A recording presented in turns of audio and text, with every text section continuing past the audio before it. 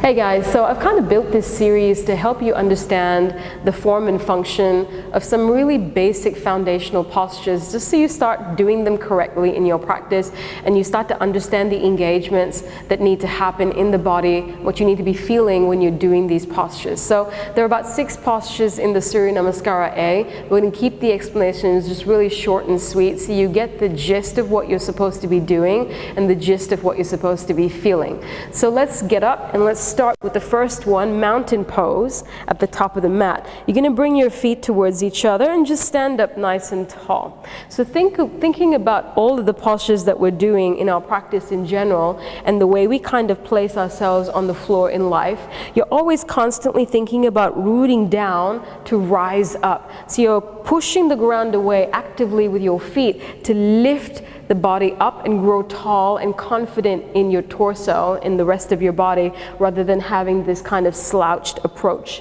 right? And this slouching kind of becomes your approach to life. So you want to roll the shoulders back and lift the chest up and allow the world in rather than kind of collapse, all right? So think about grounding your feet first by 4 points in the foot into the floor, which is the base of the big toe, the base of the little toe, the inside part of the heel, and the outside part of the heel.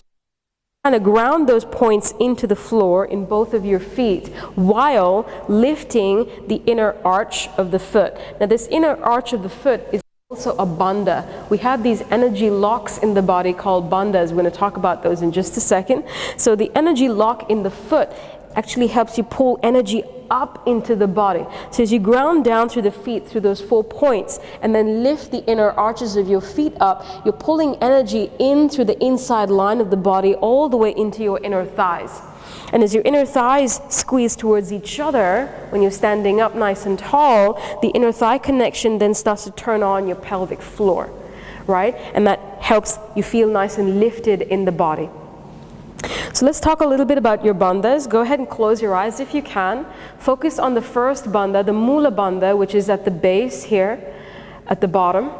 And kind of think about the muscles that stop you from going to the bathroom. Those are the muscles that you want to engage. And as soon as you begin to engage those muscles, your pelvis kind of neutralizes, your tailbone reaches down towards the floor, and there's a little bit of a pickup in the pelvic floor. So again, it's the sensation of lifting up and away from the floor, getting super light on your feet, and growing taller in the rest of your body. So that's Mula bandha right there. Then Uddiyana bandha is the second one up. You're thinking about pulling the lowest ribs down.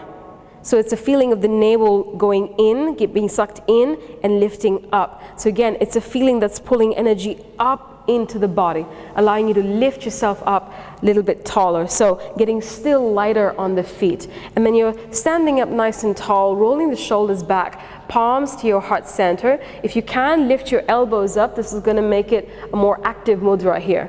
So as you close your eyes, think about really pressing the thumbs towards each other and start to feel the subtle engagement in the front of the chest. So the thumbs connected directly to the pecs, right, the front of the chest, and then the pinkies, if you press them together, you should start to feel this connection to the outside of the arm into the lats and the serratus, the sides of the body. So nice and active with the mountain pose here, elbows lifting up parallel to the floor, chest is lifted, and you start to breathe. With every exhalation, think about engaging your bandhas. You inhale into the belly, exhale out, and then find your Mula bandha down at the base and your Uddiyana bandha up near the rib cage. So pulling the ribs in and down, so the navel lifting in and up. A couple of deep breaths in, deep breaths out, growing tall like a mountain. Breathe as you reach the crown of your head up to the sky. Exhale. One more time. Inhale and exhale. So if you think about your practice and every single pose that you do about representing how you carry yourself through life, and thinking about mountain pose as being strong and confident and courageous, and that's the way you want to channel your energy, that's the way you want to channel energy into your life, and thinking about your practice in a similar way, you're kind of getting on your mat to build a better life for yourself. Yeah, so try to find those engagements in your mountain pose, try to find those energies and those alignments in your mountain pose, and notice how much more engaged and whole the body feels. All right.